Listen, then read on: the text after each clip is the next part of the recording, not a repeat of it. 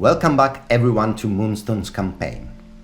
In the previous episode, Sebastian Athalos, the adventurers arrived at Laractus Sanctuary only to find it also destroyed by the demons. They fought one that was trying to destroy an indestructible magic statue to discover it was built in the memory of King Sebastian Athalos, who recently died. A king that has the same last name as all of the player characters have. In the ruins of the temple, there is a broken trapdoor that leads underground, and the players were ready to go in. As you are ready to hit the subscribe button and support RPG Stories channel. Now let's begin. Alright. So we are in Laractus Sanctuary and we haven't explored the underground treasure room of the priests. In this series, as I've already said a few times, we follow my players' choices, and I have to say this, I've played this campaign 3 times so far. 2 of the parties never went down there because...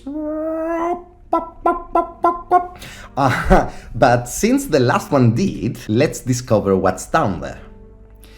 Many people ask in our Discord server if we are going to add a multi-level building in the World Builder. Like building a second floor or an underground floor in the same environment. Well, this is already doable manually by using the structures elements from here. But it takes a lot of time, and that's why we have in our design tasks to add auto ways to do that.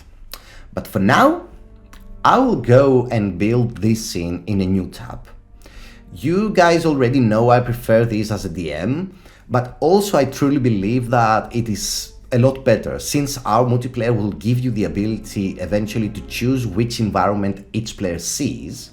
So imagine if 2 of your players go down there and 2 stay up guarding. Isn't better for them to not be able to actually see what's going on there? So I guess that's the main reason I prefer it. Anyway, for now, new tab.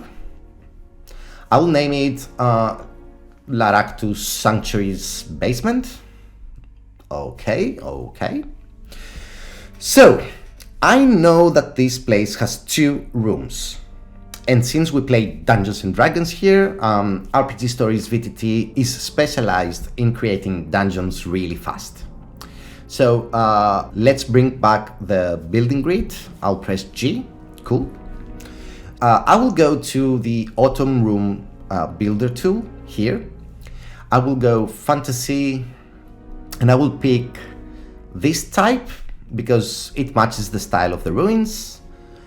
And now, I will just drag my mouse, and there you go, room number 1. And choop, room number 2, Proud Eyes. Now, let's put in the green VFX to show where the player characters will land. And remember, there is no ladder here, and thus they will need to figure out how to come down. Good. Now, let's see what is going on here.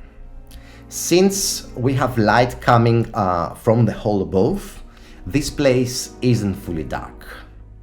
So what I'm going to do is I will start adding every element and explaining a few things to you guys.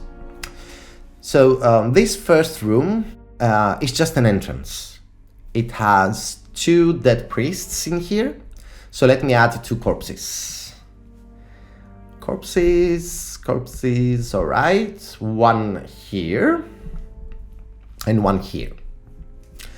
It also has a door leading to the main room, and the door still stands and it's not broken. So I will go to Doors and Windows. I will pick again Fantasy. Alright, here it is. I like this door. Let's place it. Good. And I guess these priests had to drink water. So let's add a few broken barrels. Nice, alright, yes. And now, the weirdest thing about this place. 2 skeleton warriors exist here. So I'll go to monsters, search for skeleton, okay. And I will place one here and one here next to the door. Nice. Now, I'll explain everything, don't worry. Let's move on to the treasure room. So the Kutakta do not care about treasure. And also these demons never came in here in the second room since the door is still intact. So I will go to objects, type treasure. All right, and now let's put a pile of gold here and maybe a chest. Let's find one. I like this one, yes. And these were clerics, so we need, I guess, potions and scrolls. So maybe let's find a nice library. All right, cool. This one has potions, so I'll take it and put it here. And maybe also let's add a table. So let's search for one. Okay, this one. Let's put it here. And now scrolls.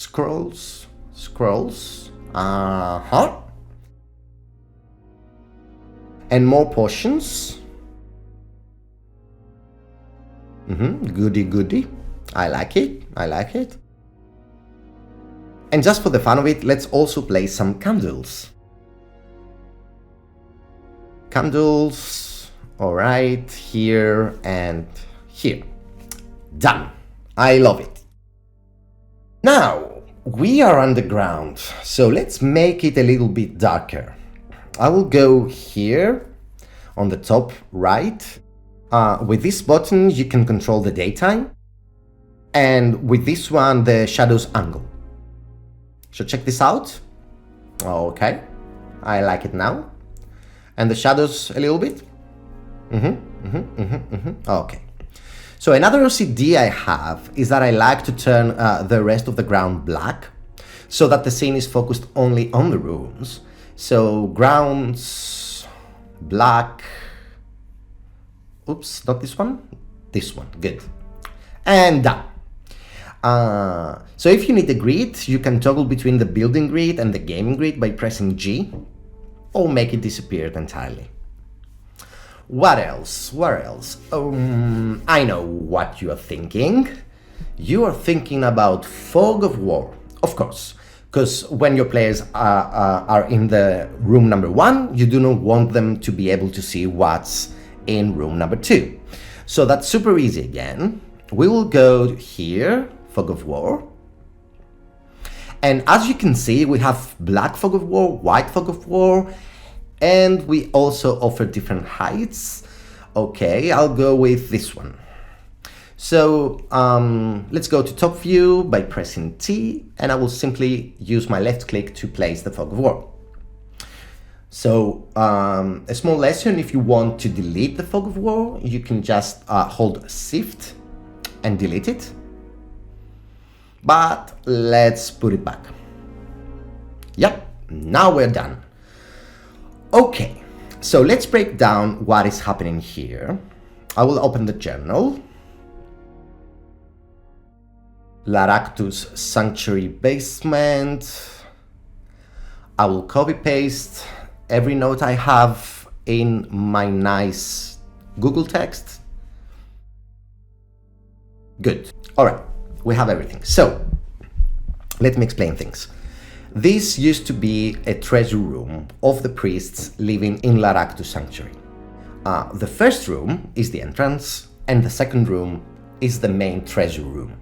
So in room number 1, the 2 dead priests were killed by demons, by Kutakta. And one can see that the wounds were made by deadly claws.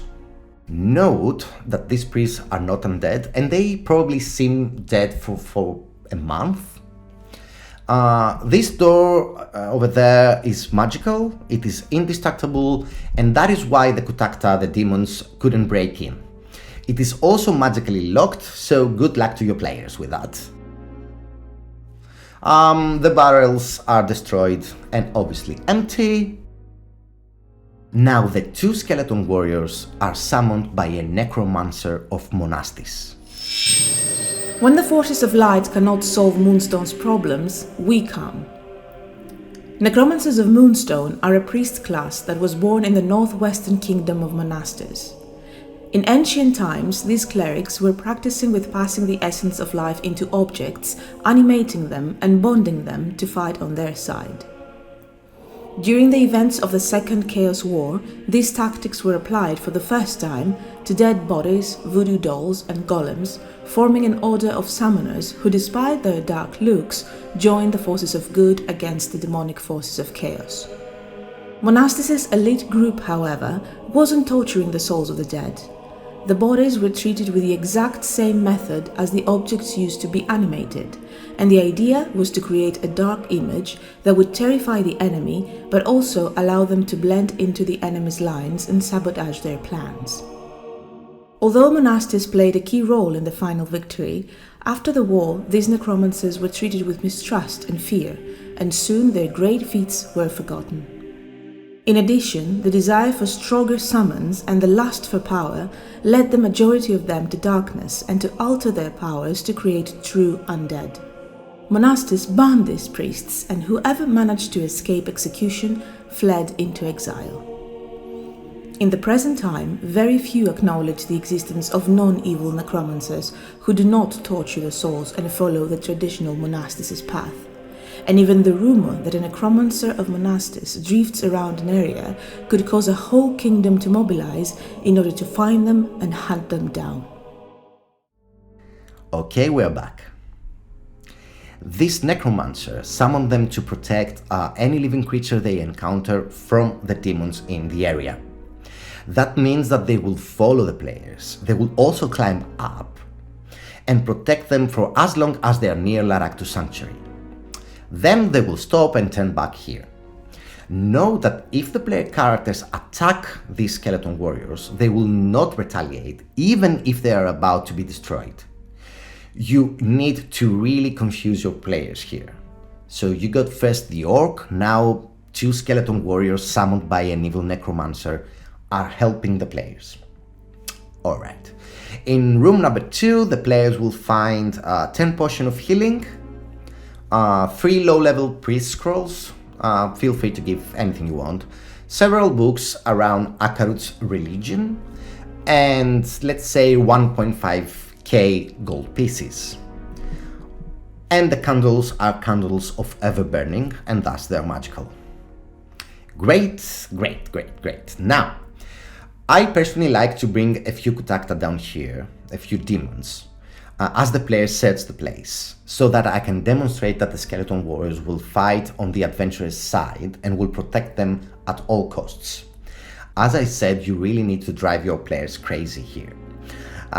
So what I'm going to do is that I'm going to select the low-level demons we used before. So monsters, fantasy, here they are.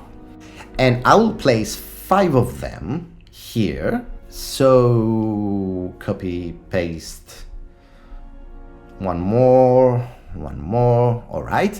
And now I have them ready. And of course, it's a good idea to hide them with Fog of War. So let's go to Fog of War. Good, there you go. Nice. So let's assume that the players are still alive. The skeleton warriors helped them defeat the demons. They searched the second room, they found the treasure. They now have some healing potions with them and some scrolls, and they are finally ready to travel to Laractus. What I'm going to do is I'm going to create a new tab. I'm going to name it Laractus Fort.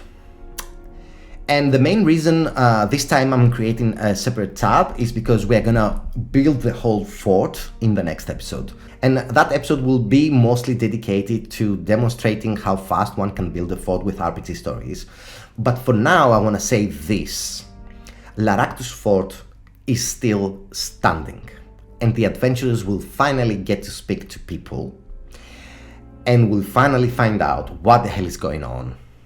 Probably. I mean, well, yes, they will find out what the hell is going on. So, anyway, that's all I got for today. See you all in the next episode.